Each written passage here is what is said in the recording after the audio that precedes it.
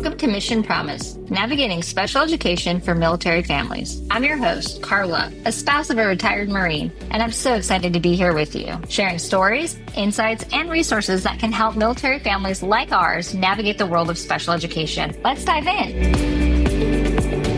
Welcome back to another episode of Mission Promise, navigating special education for military families. Today, I'm excited to be joined by two amazing guests, Dr. Judy Jankowski, the head of school at Chesapeake Bay Academy, and Tara Miner, the director of CadetNet and a language arts and social studies teacher. Thank you both so much for being here today to share your insights on how you're supporting military families, not just in the Hampton Roads area, but beyond as well. Thank you for inviting us to be here with you, Carla. We appreciate it.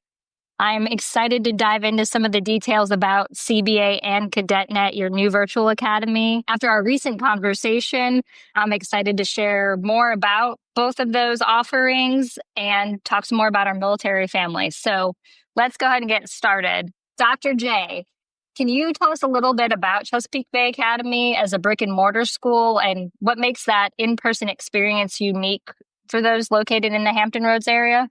Absolutely. And thanks again for having us, Carla. So thinking about the story of CBA, it so well melds with Partners in Promise, because I know Partners is also a parent-driven organization, as was the founding of CBA. So CBA was founded in 1989 by a group of parents who knew that their children were not getting what they needed in a public school setting. And so they set off on their own on this crazy journey to create an environment that could meet the needs of their kids. And so 37 years later, here we are. It's really interesting that all the way through, right, the school has focused on technology. And special education in general has. I mean, I'm a little frightened to say that, in the early 80s, we were already using text to speech. Right. We look at this now and people talk about it post-COVID like it's something new. Like this has been around for a really long time. It's about who's been using it and why. And certainly when you talk about our brick and mortar, this has been a piece of us from the beginning, utilizing assistive technology to meet the needs of our special learners. And our current building, so the facility that we are housed in now, which sits on the campus of Virginia Wesleyan University, was built in 2000. And even back then, our students were set off on helping to wire the building for the internet. Oh, what a wonderful experience. Yeah. So, and even back then, Microsoft certification was something that our students in the upper school were offered the opportunity for. So all the way through sort of the history of the organization, we have had tech front and center. And that is in part what makes us unique. Yeah, so I think that's amazing. I'm sure since, you've been in special education since 1989, like you mentioned, you have witnessed that kind of shift and change over time, especially with the rise of virtual learning post-pandemic, because like you mentioned, a lot of the things we're doing in special ed have been around. They're not necessarily new approaches or tools for students with diverse learning needs. But something that I was really impressed with is that you're nationally recognized for your innovative educational approach. And our conversation previous to today's podcast and getting to kind of experience that virtual learning that the students experience, it just shows that you guys have an ongoing commitment to reimagining the learning environment and making education accessible to students with diverse learning needs. I'm curious, Tara and Dr. J, how have you witnessed the field change over time, especially with the rise in this virtual learning environment? And how has that really paved the way for your new virtual academy? Wow, that's a lot of questions at one time to unpack there. Yes. Yeah.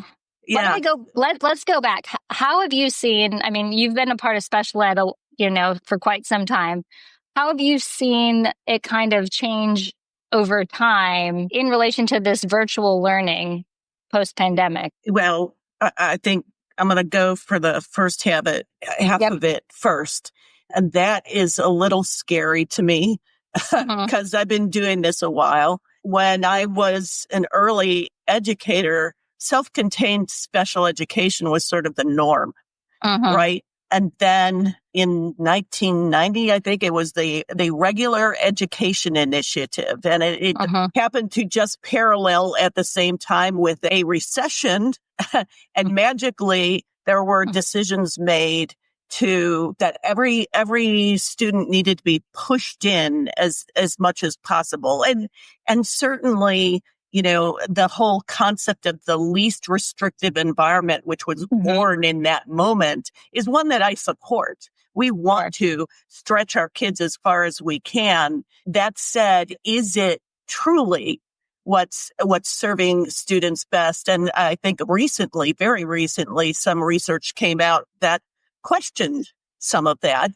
But, when you talk about those changes, when there was that shift to inclusionary classrooms, there really was this moment of a whole lot of that background knowledge that it lived in special educators got lost in the translation. And it is exciting. It was exciting for me to watch, not to say COVID was an exciting moment. However, the embrace of regular education as they, reach to find tools, alternative tools to reach their kids. It just moved forward technology in so many amazing ways for our kids. And, I was not in a classroom at that time frame. Tara actually, who now runs our CadetNet program, our virtual program, was a teacher in our brick and mortar at that point in time.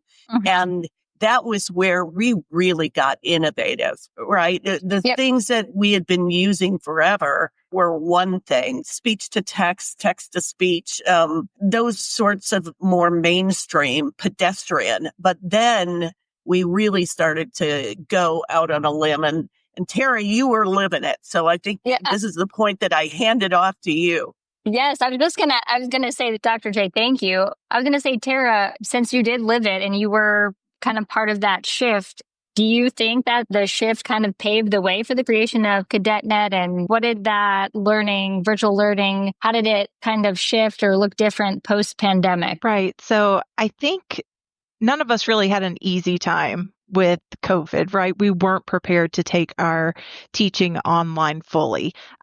We were definitely more fortunate, I feel like, at CBA because we had been using all of these assistive technologies and we had really cool things like our Kubi robots and our Vibe boards that we were able to, incorporate into our lessons that we were now teaching online.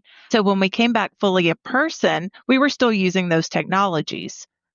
But now we've kind of translated that to an online curriculum where we're still incorporating those technologies, but we're branching out even further. We're being more innovative. We're taking those technologies to really new and novel places that we haven't seen before, like with our VR technology. Yes, I'm just going to say, I'm sure I'm not going to do it any justice because I'm not a very tech savvy person. You can ask my husband. I have like so many red notifications on my phone for, updates and notifications and all of the things. But I did want to say that I got to kind of experience one of the lessons where what I found interesting as a teacher is that the lesson is multifaceted, right? So you have that normal interaction with a teacher to kind of do the first part of the lesson. But then, you see the students with the virtual reality headsets on, and then, they're taking a lesson about exploring space and they're walking on different planets and having that experience, which is amazing.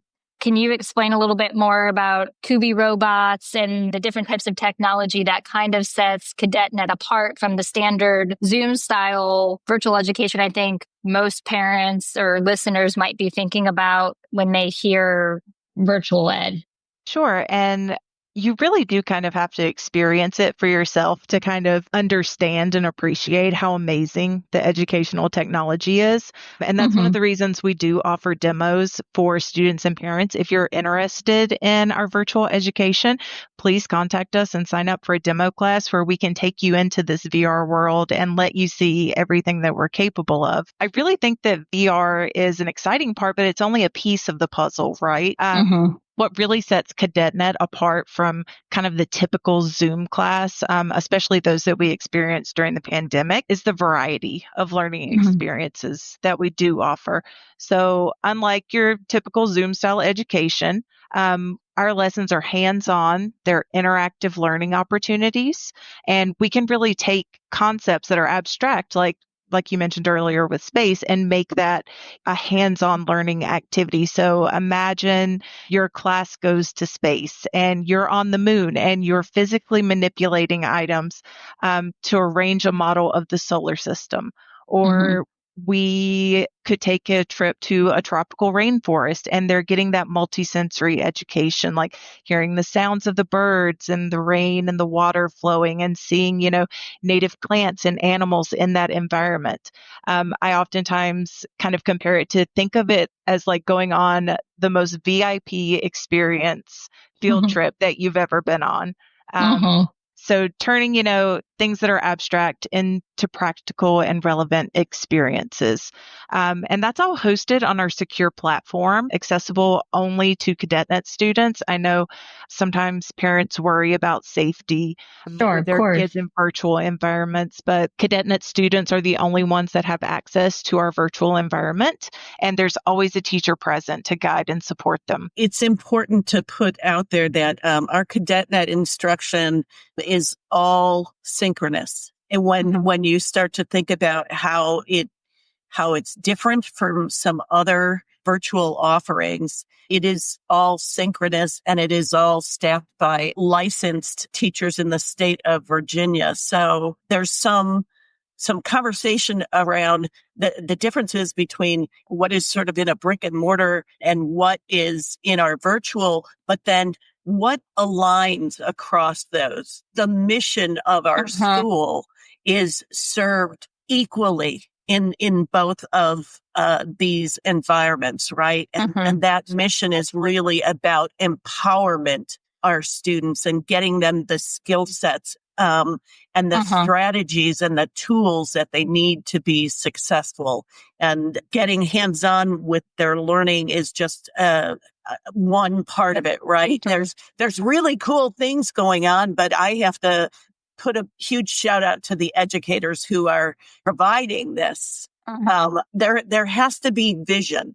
There has to be a view of the sort of what school or I guess there is a portion of the population that calls it unschool, right? What is it that kids need to know and be able to do to be successful moving forward? And not all those things certainly are being taught in very traditional school settings. So I feel like that is the beauty of, we started with a brick and mortar. It was taking learning outside the box. And now this is the next step. And Tara and her crew are doing an amazing job of that. And the VR, while it's kind of exciting and motivating, certainly for kids, but that's one piece of it. Sure. What I found, like you touched on just a few minutes ago, was that you were saying the mission and everything kind of translates exactly from your brick and mortar to that virtual space. And when I was looking over the example schedule and kind of what the virtual academy looks like, that 3-part curriculum where you are still, even though it's virtual, you still have your core curriculum, but you're also touching on social emotional learning, executive functioning, and you have a session for academic therapy. Tara, if you can kind of explain how it goes beyond just that core curriculum and those virtual reality experiences, academic piece, but you also include that social emotional learning and executive functioning piece. Yeah, absolutely. So we do offer supplementary services like academic therapy, like you mentioned, which is personalized one-on-one multisensory sessions. And that's with our certified academic therapist, Dr. Christine Hebert. And she works with students to build language, math, and executive functioning skills. And included in your CadetNet tuition is a session of academic therapy each week with additional sessions available upon request. And you can attend those in person on our campus if you're local to the area or via Zoom.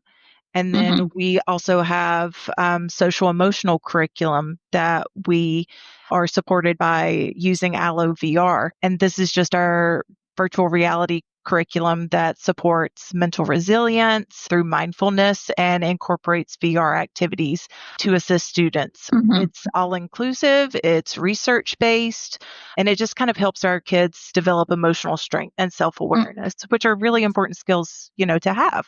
Sure. I think you kind of weaved it into your answer just then, but what's interesting about your offerings at your school, that you do have that brick and mortar setting. You do have CadetNet, which is your virtual offering, but there is that kind of a la carte learning option, right? Where the variety of experiences offered by both of those settings can also be offered to, say, somebody who might be homeschooling or who just wants some supplementary type educational experiences for their children. And so Partners in Promise did a survey in 2022, and we found that about 10% of military families are choosing to homeschool. So can you explain how that virtual academy a la carte type option, or in its entirety, may be an ideal solution for military families that are either homeschooling or maybe looking for an alternative education for their child? So in addition to our fully virtual model, we do have hybrid options. So students can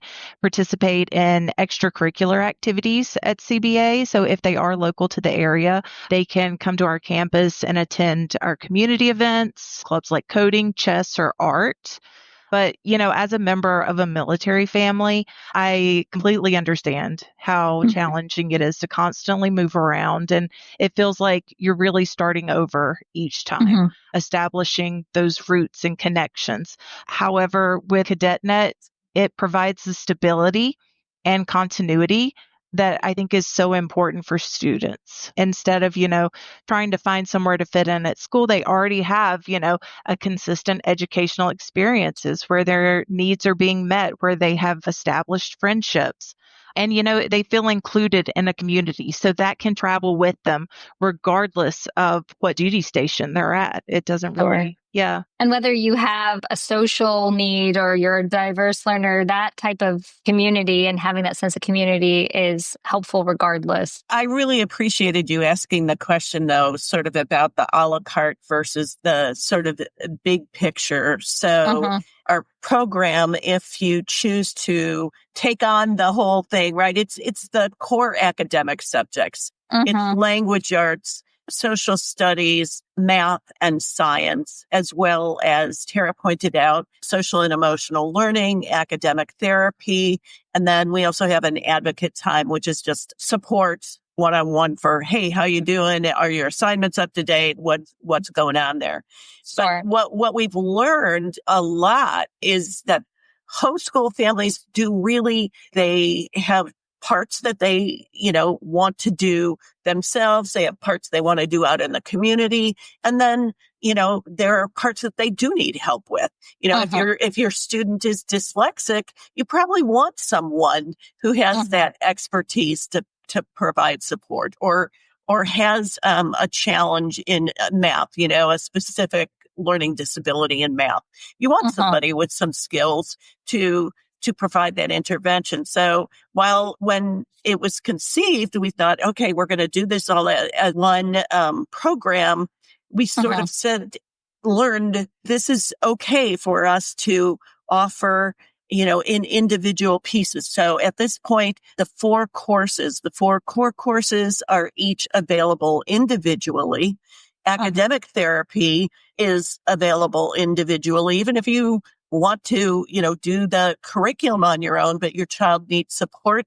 We have that as an option available to you as well. Obviously, all of those different pieces are priced appropriately for each of the components. And then, of course, I think what Tara pointed out in terms of kids being able to come in where families live close enough, right? 45 minutes, an hour away. It's kind of too far to really come to school here. It would be more challenging. But if you're coming once a week for extracurriculars, that's okay. Right. Of course. Yeah, no, I like that you touched on kind of the special ed piece when you're talking about, maybe a specific learning disability or something like that. So I know you're an independent school. So could you kind of explain to our listeners what special ed services look like? I know you and I already had a chance to kind of discuss the difference between a typical IEP and kind of what you offer at your school. Could you kind of walk us through what those special ed services look like, and if a family needs related services such as OT, PT, and speech, how that may look? Well, I want to start by sort of backing up and talking about, an IEP and the whole concept of what do special education services look like, right? Because when you're in a traditional school setting, you're mostly in the regular setting, but then you're pulled out for these other things. And that's not what our school looks like. Everything we do is focused on the individual needs of the student, and we don't divide one from the other. This is the way we serve all kids. The concepts of extra time, being able to have repetitions, additional repetitions, lots of the things that are sort of standard interventions on an IEP. That's just how we do our work. The accommodations and modifications you offer too. That's right. So, and in that, it has a huge impact on kids' social and emotional well-being when they're not being called out for, oh, well, here, you get this differently because you're different. Here, everybody's different, and that's cool. We value that about you. Yes. Absolutely. So, and I like that. Tara is in the classroom, was in the classroom where she can sort of speak to exactly what that looks like. Just to very briefly go to OT, PT, speech. We do not have those providers on staff. We have relationships with outside providers who come in to work with families. And we partner with them.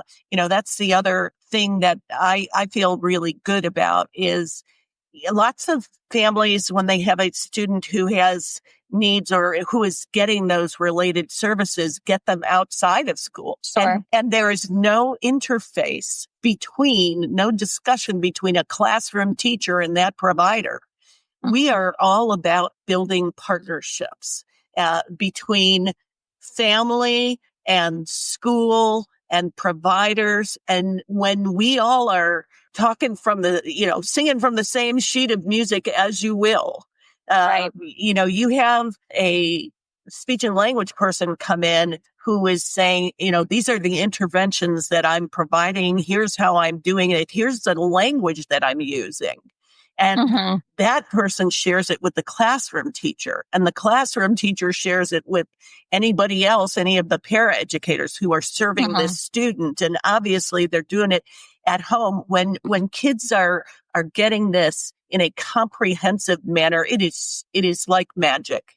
It is so much more effective. Thinking about our military students, that helps with the continuity of services over moves, which sometimes is a challenge, or reestablishing those related services and stuff every time they move, having to get on another wait list or something like that. So thank you for that insight, Dr. J.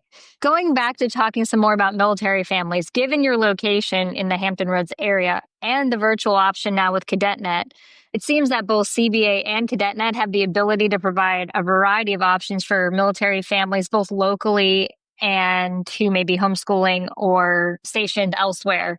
Having worked on base and supporting military families and being a part of one myself, I was truly impressed by your dedication to serving the military community. So as a Purple Star school, how do you specifically support military families, both virtually and at your brick and mortar, from the enrollment process to ensuring that the students are having a smooth transition? Well, so I can sort of speak to that sort of at the higher level, and then I'm going to hand it off to Tara. I mean, we have been very fortunate over the years to work closely with Fleet and Family Services, and actually spend some time training their liaisons to serve as advocates for folks who are in the public schools. So, as much as we want to be advocates for our families who are here, and certainly we have multiple layers of that.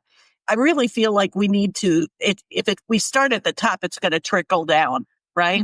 So really just working to be supportive of all military families, whether they choose to be at Chesapeake Bay Academy or at CadetNet, or if they're at the public school, right? There is a really important purpose that we serve in having these larger conversations and serving our mission.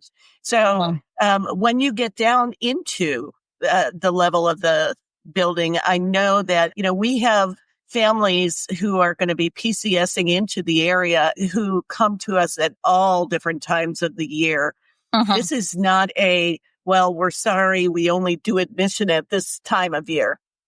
Whenever your child comes in, we're happy to work with you and determine, is this going to be the right fit for them? And do we have all of the things that we need? I know that my folks in the admission office have met with families after hours or on a weekend when people are just in town before they're trying to make the real transition. Sure.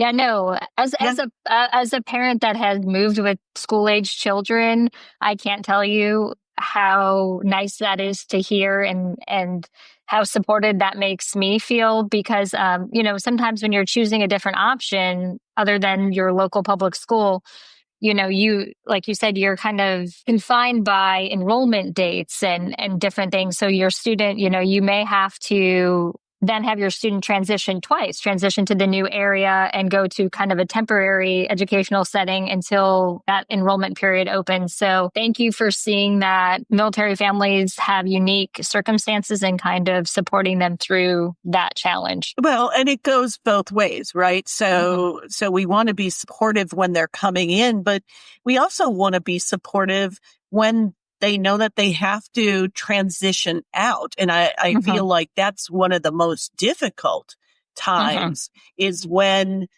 families, the children come, they're getting the things they need, they're thriving, and then they learn, okay, shift gears again. Right. So what are the things that we can do? And I regularly have folks from, my teachers and division leaders who will sit in on IEP meetings when families are transitioning to places that simply don't have what we have here. I mean, in reality, we are part of something called the Association of LD Schools. There are about just over 70 of us in the country.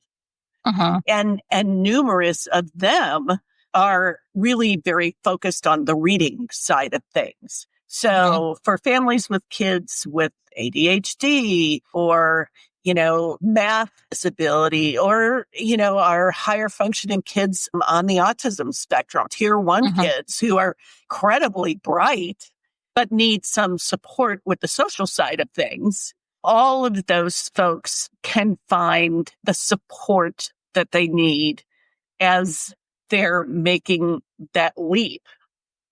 So in as many ways as we can be supported, that's what being Purple Star School means. Yeah.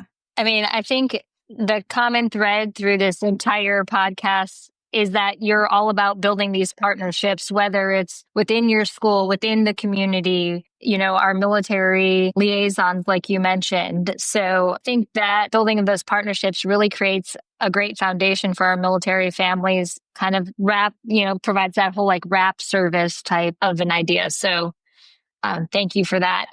I think we've covered so much today. It's been a wonderful, wonderful conversation. Your website is an excellent resource for families seeking more information about either your brick and mortar CBA Academy or the CadetNet. But before we wrap, a couple closing questions. So I'm going to rapid fire them and then we can kind of dive into them maybe individually. What, in your opinion, would be the typical student, or is there a certain student that really thrives at the CadetNet or in the virtual academy? Types of students or learners do you think would excel there? Right now, the virtual academy is currently 6th grade and you'll be expanding it. So for the virtual side of things, besides grade level, who else is a good candidate for the CadetNet? Sure. CadetNet is designed to actually appeal to a wide variety of learners and learning styles. We tailor our curriculum to meet the needs of each student. And just personally, I would say that students that need flexibility really thrive in CadetNet. If you find kind of the traditional school model too restrictive, too rushed, CadetNet is a great opportunity for those students who want more hands-on learning, that want active learning, that need to be able to express creativity and have some choice in their educational pursuits. Because our curriculum is designed to allow students the freedom to dive into topics and projects that personally interest them and at their own pace. Well, right. I do think it's important to put out there, though, as well, that the curriculum was designed to parallel the core curriculum, right? We understood when we were designing the curriculum that families are going to be moving around. And so to have kids be able to make that transition into a more mainstream environment, if that's necessary, then those things are in place. And at this point, Carla, I'm very excited to share that the curriculum for the middle school, so 6 through 8, is just about done. And that is what will launch in September. We do have a summer program that will also be available. And all of that information will be on our website. So please come and check us out. And I know Tara is your guide for if your student or you are just curious about learning how all of this works. She is happy to do a little demo with you, take a tour. And we also host monthly info sessions. They're completely virtual. I'm there to personally walk families through, our curriculum, answer any questions that they might have. Feel free to contact me at any point. You don't have to wait if you're very interested in this. You can always reach out for more information and schedule that demo lesson.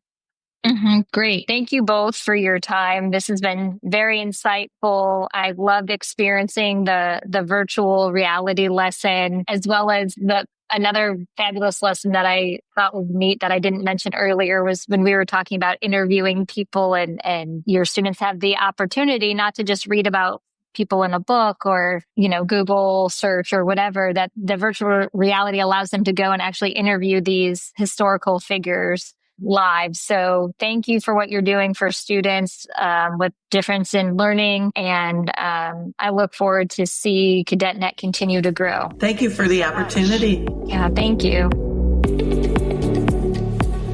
This podcast was sponsored by the Naval Officers Spouses Club of Washington, D.C. NOSCDC celebrates and promotes their shared interest in the United States Navy while enriching the lives of their members and those in the military community through friendship, recreation, volunteerism, and philanthropy.